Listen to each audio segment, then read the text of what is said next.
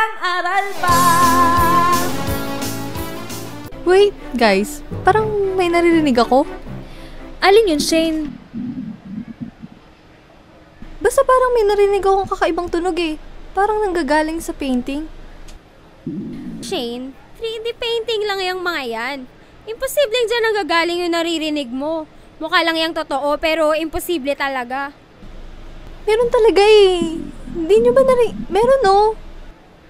Hay, nako guys, huwag na natin pagtalunan kung ano yung tunog na yun. Tingnan nyo, siyan lang yun ni Jacob, nagre-reklamo. Tara, kain na lang tayo kaya. Ay sige, call ako dyan. Gutom na rin ako. Tsaka sakto binigyan pala ako ng tita-tito ko nung bumisita sila sa bahay last week. Talaga? Ako rin binigyan ako ng lola ko. Tara na, gutom na ako eh.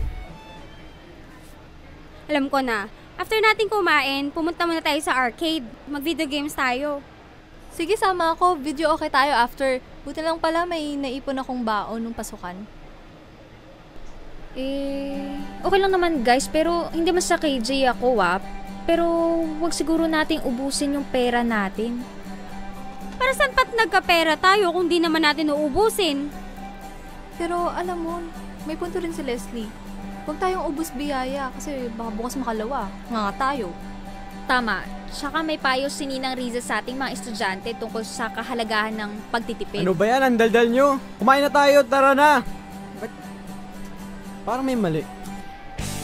Tama lang yan. Parang lumilit ako eh. Tama. Talaga maging malaki, no?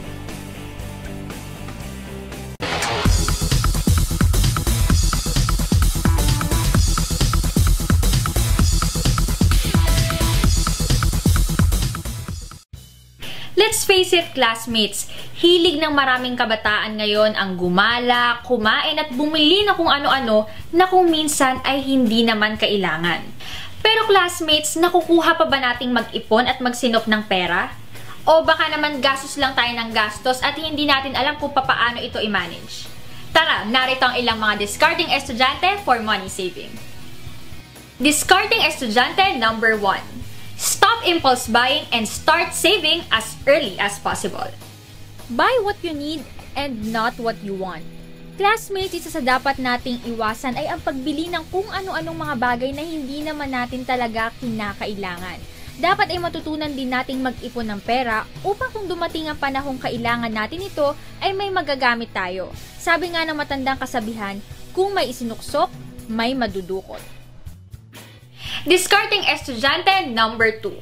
Stop keeping up with the Joneses. Ayon sa Merriam-Webster Dictionary, Jones is a very strong desire for something or to do something. Ang ibig sabihin lang nito, classmates, huwag tayong makipagsabayan sa mga kaklase nating medyo angat sa buhay at malaki ang allowance. Bilhin lamang kung ano ang kaya ng bulsa. Maging totoo tayo sa ating sarili dahil kung hindi ay tayo rin ang mahihirapan. Discarding estudyante number 3. Start a syllabus for spending and record your expenses. Classmates, pag-aralan nating maigi kung papaano at saan natin dapat gastusin ang ating pera.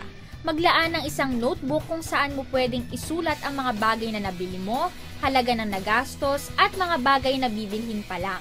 Isa itong paraan upang maipaalala sa atin kung ano ang mga bagay na dapat pagkagastusan at maaga pa lang ay nakakapag-budget na tayo upang mapigilang bumili ng kung ano-anong mga bagay. Discarding estudyante number 4.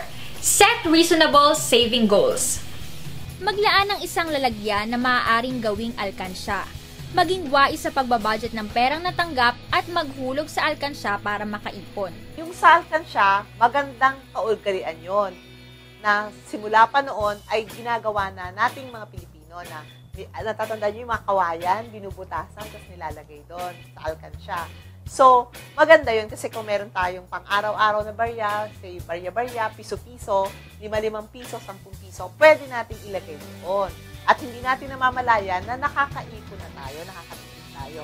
Sa pamamagitan nito, matuturuan tayong disiplinahin ang ating mga sarili at pahalagahan ang bawat sentimong ibinibigay sa atin.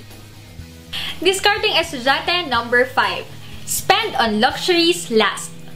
Classmates, hindi naman masamang bigyan natin ng reward ang ating mga sarili paminsan-minsan. Sa katunayan, mas maigi na sa bawat naiipon natin ay meron din tayong inilalaan para sa ating mga sarili. Dahil mas nagkakaroon tayo ng sigla at motivation kapag nakakatanggap tayo ng reward mula sa ating mga pinaghirapan. Ang importante lang ay marunong tayong magtipid. Malaki ang bentahe ng pagiging matipid. Kaya naman classmates, let us learn the culture of saving. With a little practice, you'll be good to go.